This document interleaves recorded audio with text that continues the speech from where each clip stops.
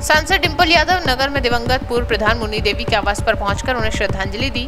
वहीं मृतक के पति ग्राम प्रधान ब्रजभूषण यादव व जिला पंचायत सदस्य डॉक्टर गजराज यादव से शोक संवेदना व्यक्त की। वहीं सांसद ने प्रेस वार्ता के दौरान भाजपा सरकार पर जोरदार हमला बोला। सांसद डिंपल यादव ने कहा कि भाजपा सत्ता में रहने के लिए कम्युनल राजनीति का रणनीति बना रही है। शनिवार को सपा राष्ट्रीय अध्यक्ष ने एक बयान में कहा था कि तालग्राम में भाजपाइयों ने खुद एक मंदिर में बांस रखवाया, फिर उसके बाद दंगा कराया। बाद में पुलिस ने भाजपाइयों को गिरफ्तार कर जेल भेज दिया था। आगे क्या कुछ कहती हुई नजर आई डिंपल यादव, सुनिएगा। अपने दल के गुंडों से पहले गुंडई करवाती, उसके बाद में तमाशा बना। जिस तरह की घटनाएं पूरे प्रदेश में देखने को आ रही है और जिस तरह राष्ट्रीय अध्यक्ष जी ने कल कहा कि कैसे तालेग्राम में किन लोगों ने मंदिर में मास्क रखा और फिर दंगा करवाया और उसके बाद पुलिस वालों ने जब कार्रवाई करी तो भारतीय जनता पार्टी के ही लोग इस साजिश के पीछे निकले। लेकिन दुख की बात यह है कि जहाँ पे घटना हुई वहाँ का जो सौहार्द है, वहाँ का जो आपसी मेल है, वो बिगाड़ने का काम भारतीय जनता पार्टी जो करना चाहते थे वो कर दिया उन्होंने। ये बहुत अब महत्वपूर्ण हो गया है कि हमें समझ लेना चाहिए कि भारतीय जनता पार्टी आने वाले समय में केवल कम्युनल पॉलिटिक्स के ज़रिए सत्ता में बने रहने की रणनीति पे ही काम करेगी, क्योंकि वह खुद भी इस बात को जानते हैं कि अगर हम धरातल पे जाएंगे जहाँ इतनी गरीबी लगातार बढ़ती जा रही है, लगातार गरीबी और अमीरी में फासला बढ़ते जा रहा है, जहाँ महिलाएं सुरक्षित नहीं है, जहाँ हमारा युवा बेरोजगार, जहाँ हमारे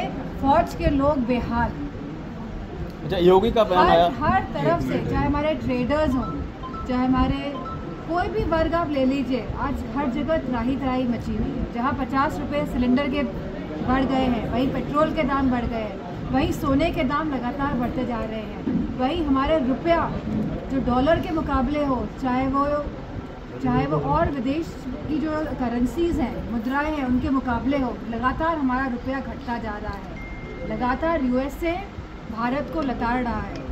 तो जिस तरह घटनाक्रम देखने में आ रहा है, इससे साबित होता है कि कहीं ना कहीं भारतीय जनता पार्टी के राज में ये देश पिछड़ रहा है। मैडम बोर्ड के अध्यक्ष उलेमा जो है मुस्लिम वक्फ बिल के जो है विरोध में जा रहे हैं प्रदर्शन करने जी। Madam, All India Muslim Personal Law Board ने वक्फ बिल को लेकर एक बड़ा आंदोलन की बात की है, जबकि मामले की सुनवाई सुप्रीम कोर्ट में चल रही है, कैसे देखते हैं आप? मामले की सुनवाई सुप्रीम कोर्ट में चल रही है। हमने देखा है कि भारतीय जनता पार्टी के जो नेतागण हैं किस तरह के टिप्पणियां कर रहे हैं, तो हमें पूरा भरोसा है सुप्रीम कोर्ट पर कि वह सही निर्णय लेगा। मैडम, 8 साल पूरे हो गए भारतीय जनता पार्टी को। आज मुख्यमंत्री ने बोला है कि उत्तर प्रदेश में दंगा मुक्त और माफिया मुक्त, और जो लोग दंगे कराते हैं, जो लोग दंगे को बढ़ावा देते हैं, वो इस तरह की अगर बातें करेंगे तो जैसे कि मैंने पहले भी कहा कि केवल सत्ता में बने रहने के लिए भारतीय जनता पार्टी के लोग कम्युनल पॉलिटिक्स का इस्तेमाल करेंगे। मैडम, योगी का एक बयान आया है जिसमें उन्होंने कहा है कि सपा और कांग्रेस देश में जातीय संघर्ष की साजिश रच रही है, इस पर क्या कहना चाहिए?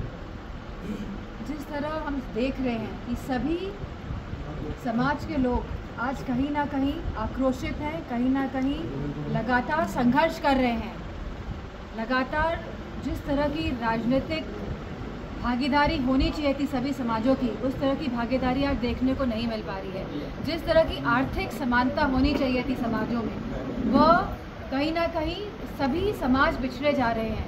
और जहाँ ये पीढ़ी का सवाल है, पिछड़ा, दलित, अल्पसंख्यक, वहीं ये दुखित और पीड़ित सभी वर्गों का भी सवाल है, क्योंकि अगर महंगाई है तो सभी के लिए महंगाई एक बराबर है।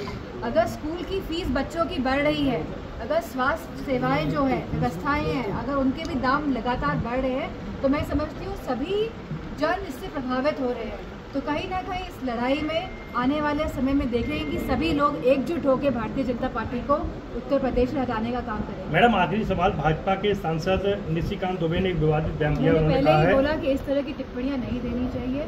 जिस तरह सुप्रीम कोर्ट कहीं ना कहीं, जिस तरह डेमोक्रेटिक सेटअप में सुप्रीम कोर्ट की अपनी अहमियत है, अपनी इम्पोर्टेंस है, और लगातार भारतीय जनता पार्टी नहीं चाहती है कि लोकतांत्रिक मूल्यों से यह प्रदेश और देश चले, वह चाहती है कि अपने मन से देश में राज करें।